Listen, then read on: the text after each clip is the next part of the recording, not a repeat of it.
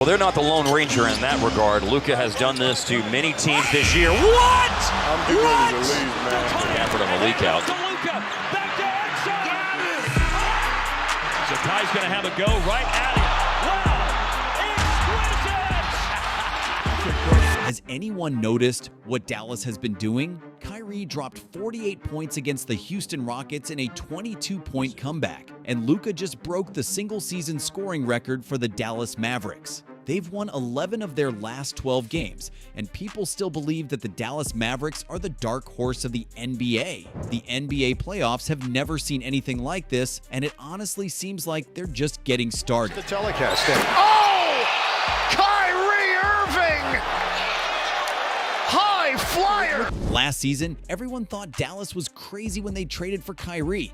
I mean, how was it going to work? The team and franchise practically belonged to Luka, who had the second highest usage rate last season at 37.5%, with Giannis having the highest at 38.4%. Kyrie, who's been the main man most of his career, ranked 14th in usage rate at 28.9% and also averaged 27.1 points, 5.1 rebounds, and 5.5 assists. Anyone would have thought it would be a disaster on the court, and after their first few games together, most would have been right.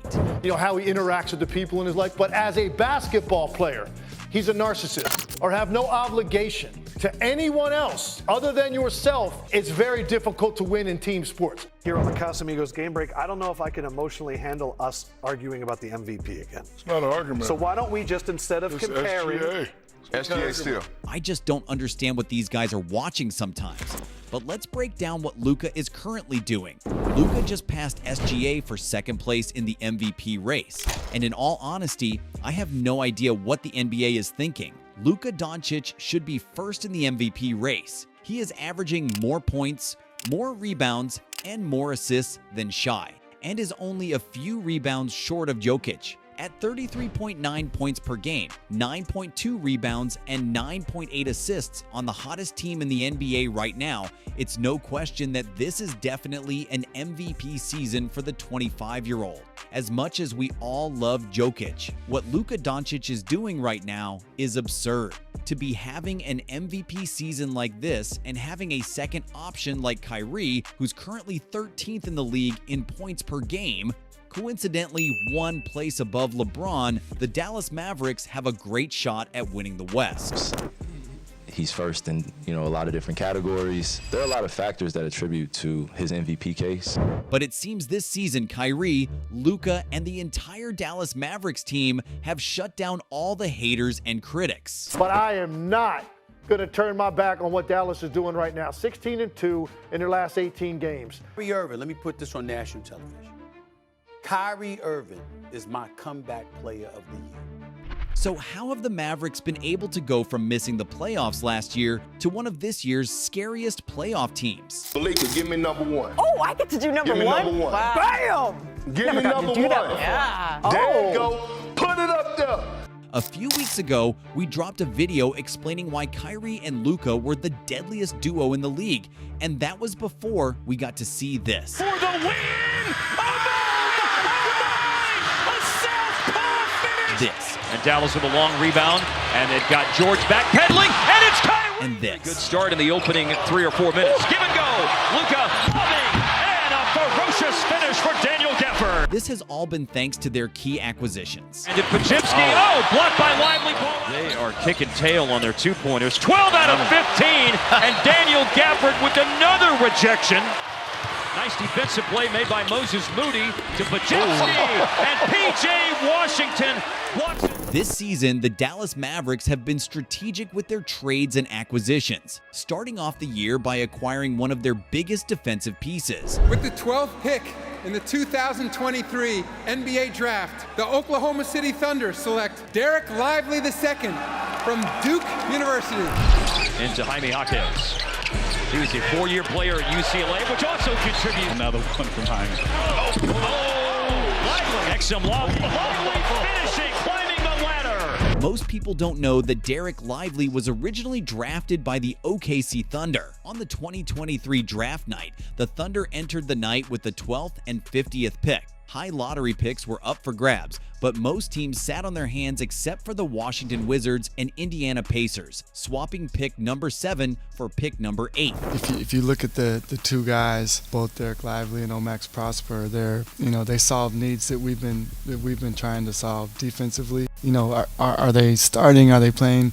But they're long and athletic and lead with defense. They don't need the ball to be contributors, so definitely right away. Mavs GM Nico Harrison probably made one of the smartest moves that night. You see, the Mavs had originally selected Cason Wallace, a 6'4" point guard from Kentucky. It just wouldn't have made any sense to bring in another point guard with Luka and Kyrie already there, not to mention the need for a bigger defensive presence for Dallas. And maybe it was a win for both teams.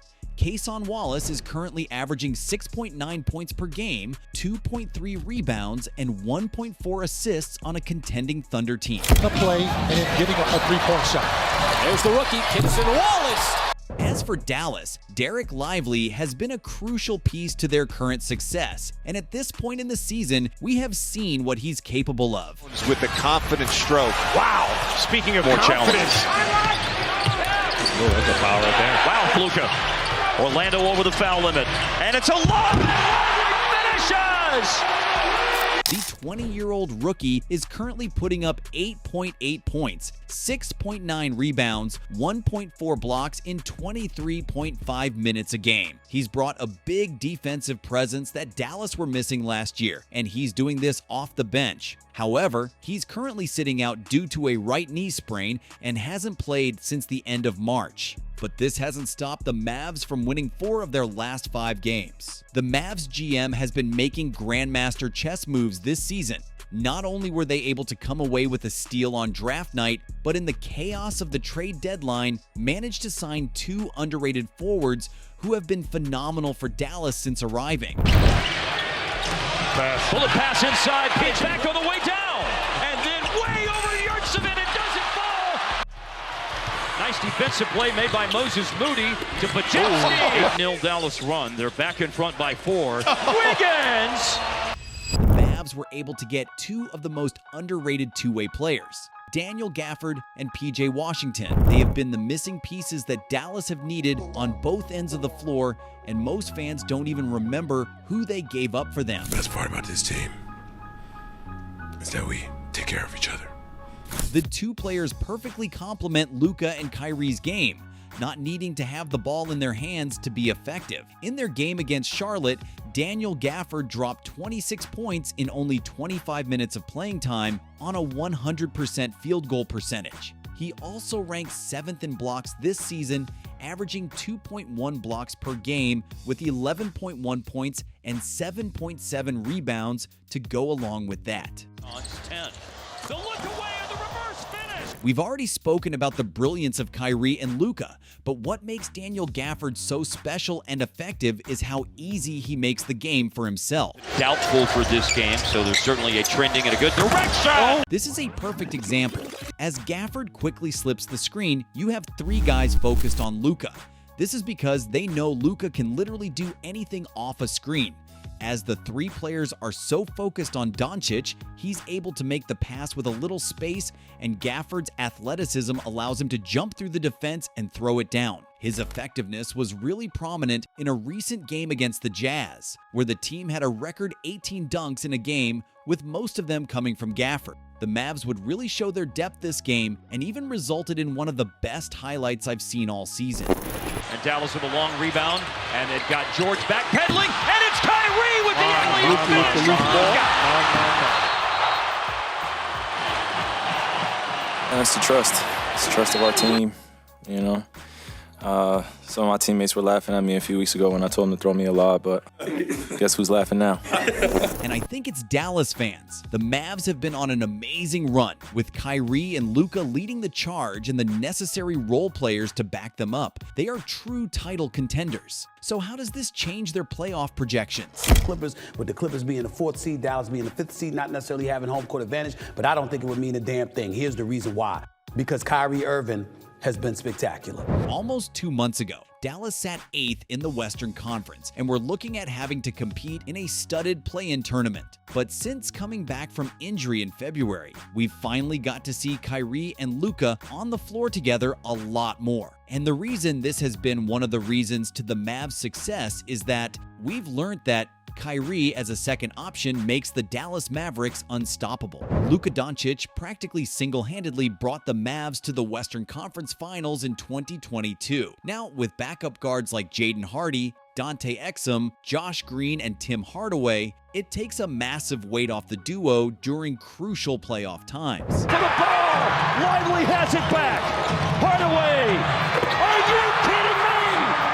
Timmy has given Dallas the lead! Grant Williams. Last time we saw him here, a Celtic playoff game, and look at Josh Green. Back to Exum! Got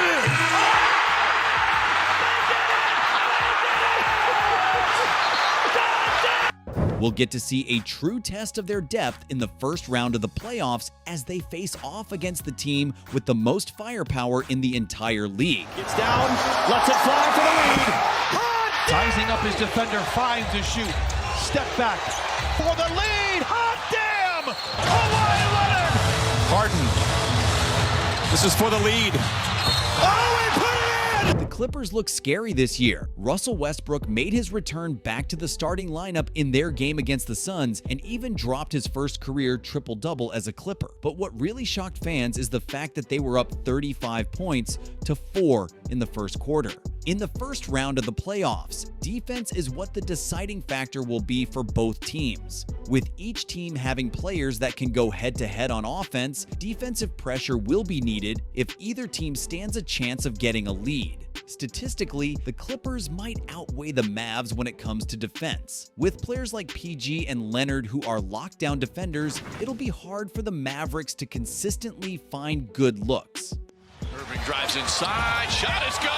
Oh, spectacular move there from Kyrie Irving. But the thing is, Luka and Kyrie are two of the most unstoppable players in NBA history. So it doesn't really matter what they throw at them, because there is no real answer for either player. Doncic pulls up, three-pointer. Bang! Bang! It's good! Doncic wins the game at the buzzer! Both the LA Clippers and the Mavs are on a 4-game win streak as the regular season comes to an end. Both teams capable of a historic playoff run and changing the playoff dynamics forever.